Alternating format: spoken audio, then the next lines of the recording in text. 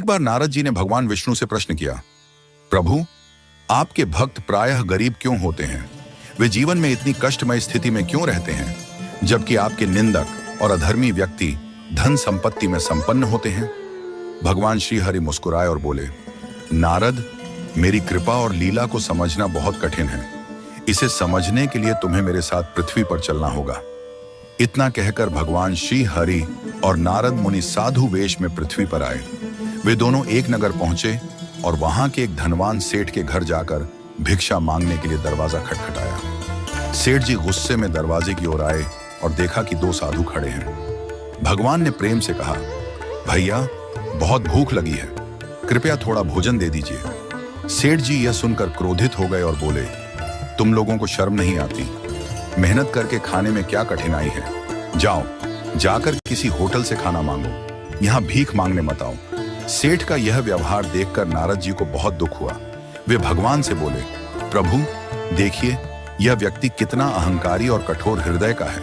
वह न केवल आपको पहचानने में असमर्थ रहा, बल्कि आपको अपमानित भी कर रहा है। ऐसे व्यक्ति को तो दंड मिलना चाहिए।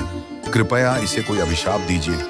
भगवान मुस्कुराए और बोले, नारद, मेरी लीला अपरंपार है। देखो, मैं इसे अभिशाप नहीं बल्कि आशीर्वाद देता हूँ। यह कहकर भगवान ने सेठ को और अधिक धन संपत्ति बढ़ाने का वरदान दे दिया।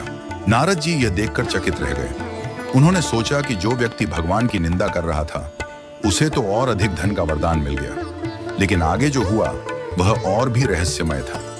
इसके बाद भगवान और नारद मुनि नगर के बाहर एक वृद्धा के छोटे से झोंपड़े के पास पहुंचे। वह वृद्धा अत्यंत गरीब थी और उसकी संपत्ति केवल एक गाय थी, जिससे वह अपना जीवन यापन करती थी। भगवान ने वहां भी भिक्षा मांगी। माए, बहुत भूख लगी है, क्या हमें कुछ खाने को मिलेगा? वृद्धा अपने झोंपड़े से बाहर आई और आनंदित होकर बोली, प्रभु, मेरे पास आपके लिए देने को बहुत कुछ तो नहीं है, लेकिन जो भी है वह आपका ही दिया हुआ है। कृपया इसे स्वीकार करें। यह कहकर वृद्धा झटपट अंदर गई और अपनी गाय का ताजा दूध निकालकर 2 कटोरे में ले आई। उसने बड़े प्रेम और श्रद्धा से भगवान और नारद जी को वह दूध अर्पित किया। भगवान ने प्रेम पूर्वक दूध ग्रहण किया और वृद्धा को आशीर्वाद दिया। नारद जी यह देखकर प्रसन्न हुए और बोले, प्रभु, यह देखिए, यह भक्त आपको कितने प्रेम से भोग अर्पित कर रही है। इसने अपने पास जो भी था वह सब कुछ आपको समर्पित कर दिया।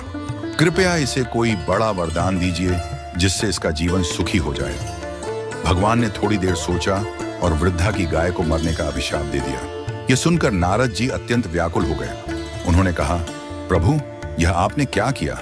यह तो आपकी सच्ची भक्त है। इसकी गाय ही इसका एकमात्र सहारा थी और आपने उसे ही छीन लिया। यह अन्याय क्यों? भगवान ने नारद जी की ओर देखा और बड़े प्रेम से समझाया, नारद, तुम्हें मेरी लीला समझ में नहीं आई।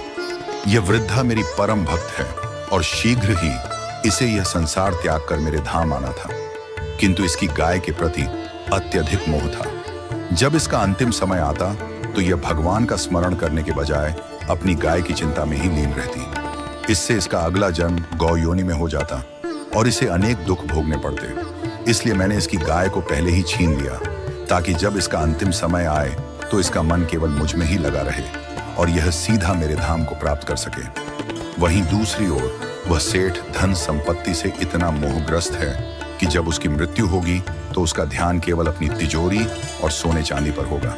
इसके कारण वह अगले जन्म में तिजोरी की रक्षा करने के लिए सांप के रूप में जन्म लेगा। भगवान ने आगे कहा, यह प्रकृति का नियम है कि जिस चीज से जीव को अत्यधिक लगाव होता है, मृत्यु के समय उसका अंतिम विचार उसी के बारे में होता है और अगले जन्म में उसे वही जीवन मिलता है जिसमें वह सबसे अधिक आसक्त रहता है।